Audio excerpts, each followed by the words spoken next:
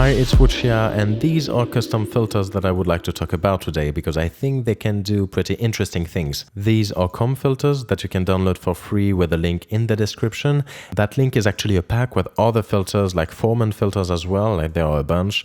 It seems like a lot, but they are pretty similar, really. And you'll have a tilt filter as well. So the plan is to show you how this comb filter works and what they can do, and then show you how I built them, just to give you an insight of how they work. So let's see the first one. On this track, I have a simple sawtooth waveform. So let's put the first comb filter on it. So let's see inside the rack, you can see it's built with a couple of EQ8s. So the frequency knob is like a cutoff knob, which will move all the notch filters here. With the resonance, which will make these bands wider.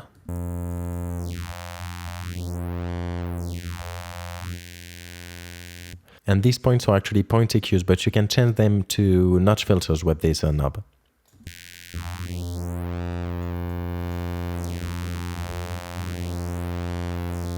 And then you have the gain knob to change the gain of all those points. So you can have kind of a feed-forward comb filter or a feedback comb filter, which boosts the frequencies.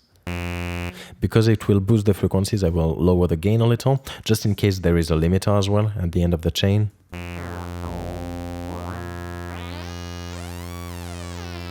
Again, the resonance will make wider bands.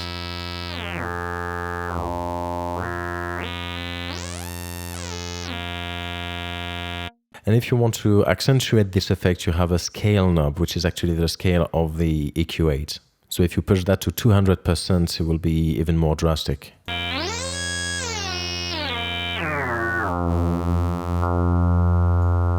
And hearing that, I thought that it would be nice maybe to be able to isolate this effect. So that's what I did, and I created this knob, which is like a on-off switch to isolate the boosted frequencies.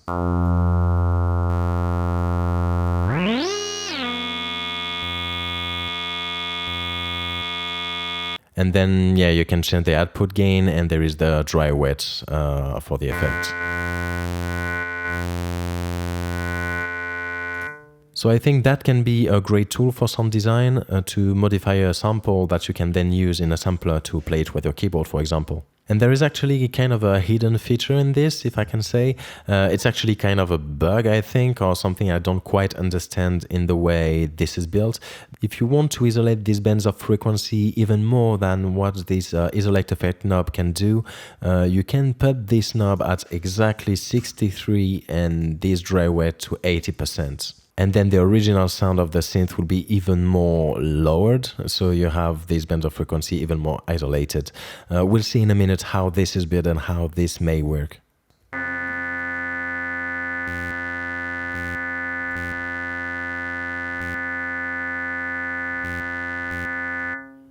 The second comb filter we have is the comb filter minus times 16, which is maybe the softer we have. So similarly, you'd have a cutoff knob and a resonance knob.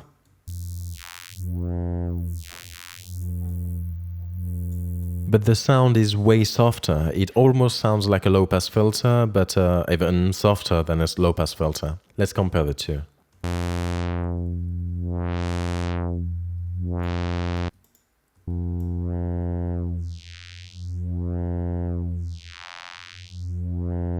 And what's interesting with this comb filter is that you have an LFO in it, with which you can do some rhythmic stuff. So you can change the amount of the LFO here. Then you can change the waveform of the LFO. And then you'll have two frequency knobs. One is for when the LFO is not synchronized to the tempo, and one is for when it's synchronized to it.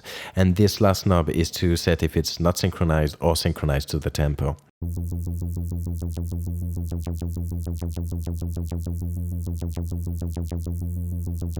So with this, I think that the LFO amount is a good knob to automate, to do some rhythmic stuff.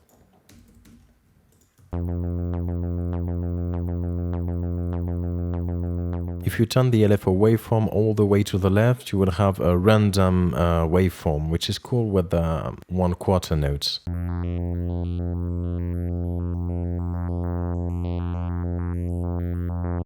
And the last comb filter we have in this pack is actually the same one, except it will boost frequencies instead of cutting them. So similarly, you'd have a cutoff point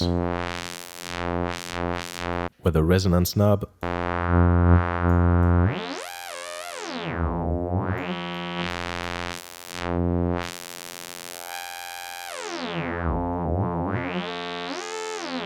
And with this one, it's really fun to make some rhythmic stuff with the LFO.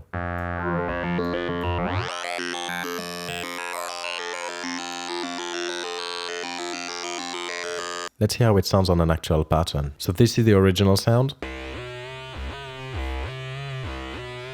And with the effect.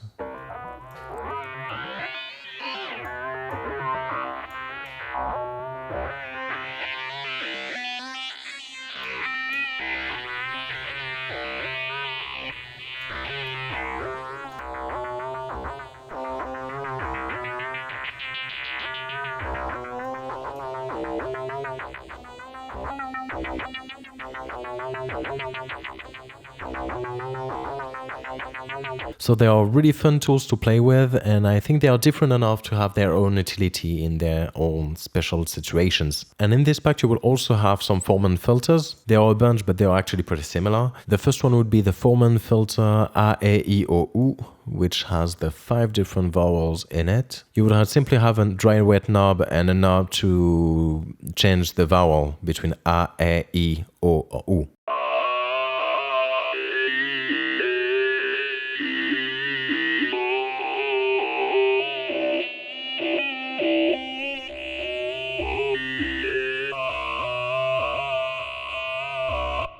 The second one I made was actually exactly the same. The only difference is that it's less resonant, so some frequency will resonate less. It's a softer version of this effect.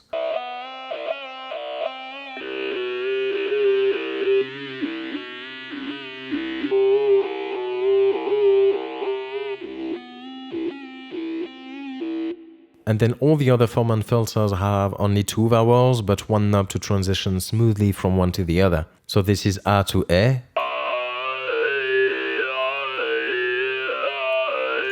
I figured that for sound design it would be more useful to have smooth transitions between vowels than hard ones.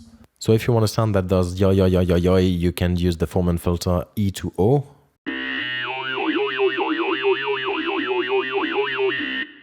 If you want to make it say yeah, you can do E, A to E.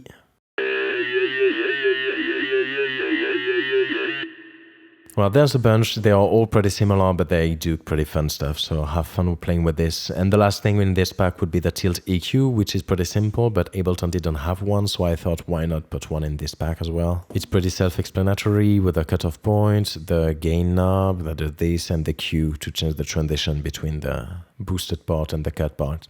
So let's see how the comb filters are actually built.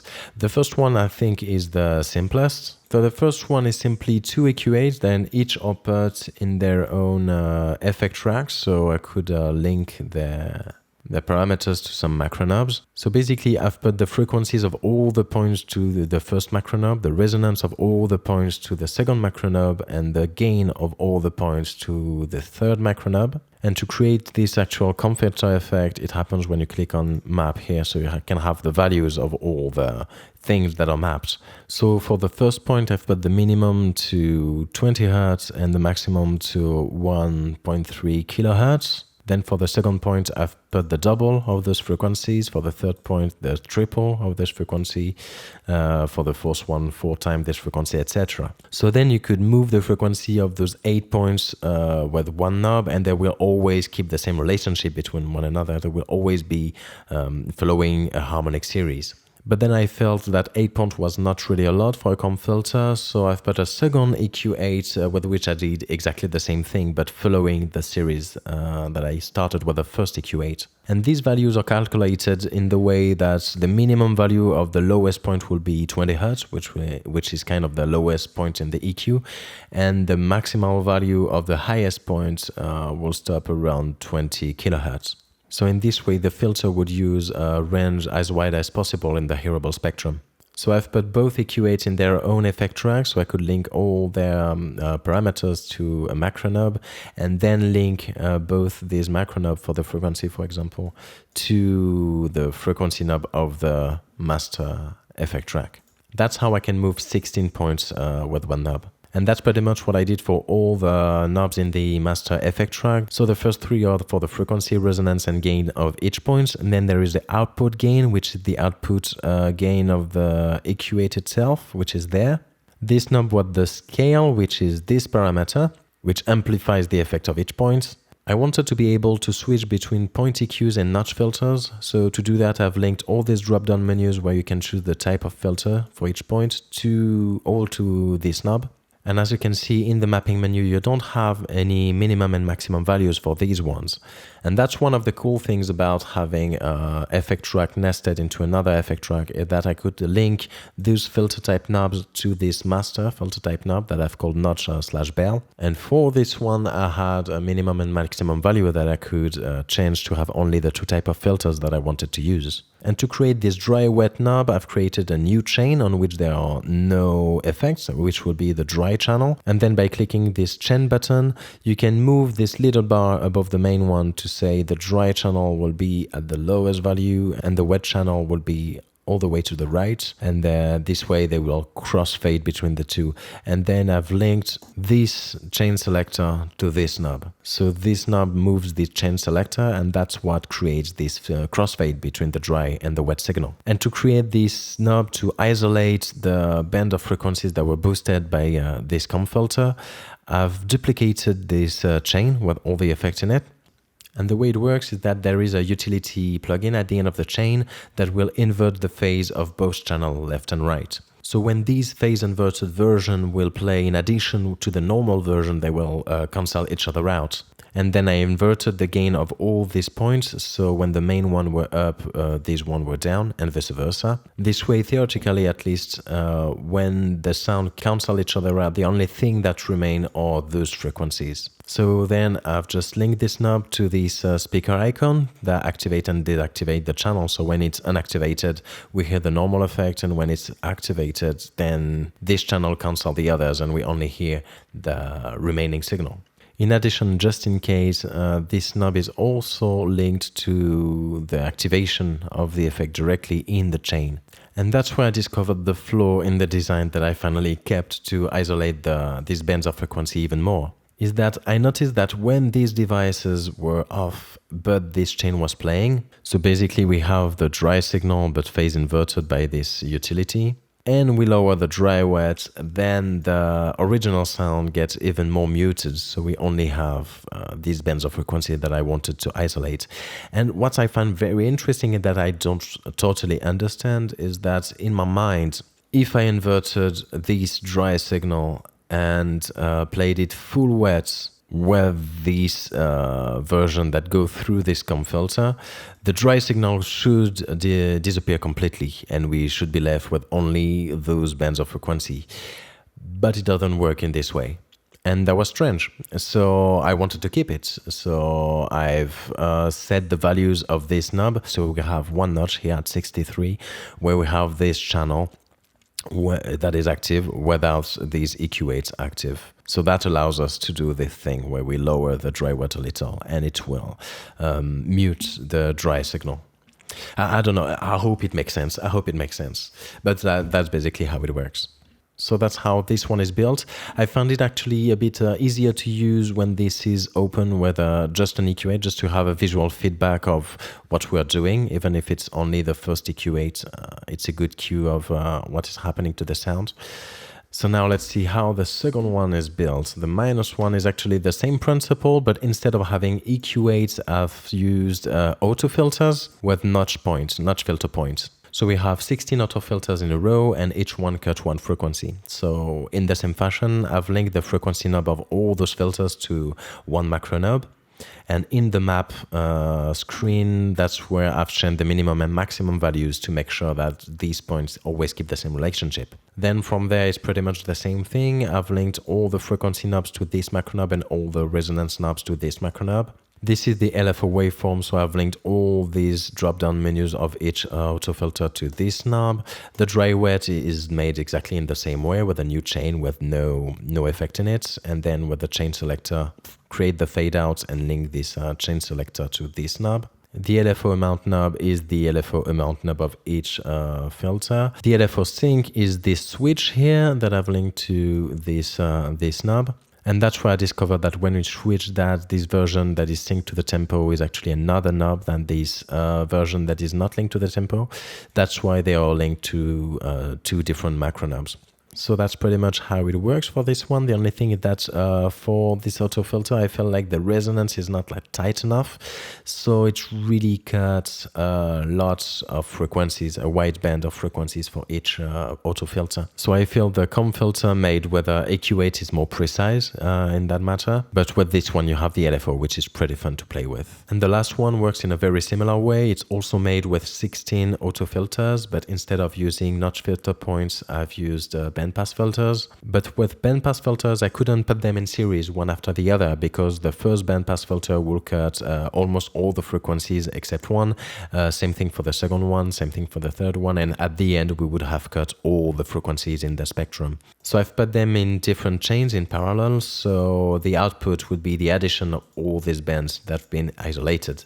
And from there, it's all the same thing, except that I've put all those chains in one effect track, so it would be easier to do this dry wet knob with this chain selector here, which meant that I had an extra effect track here. So I've linked everything to this effect track first, that then I have linked to the master one. So when we close everything, we have a pretty clean audio effect track with the frequency knob, the resonance, and everything that I showed you before. So this is how you can create your own comb filters in Ableton.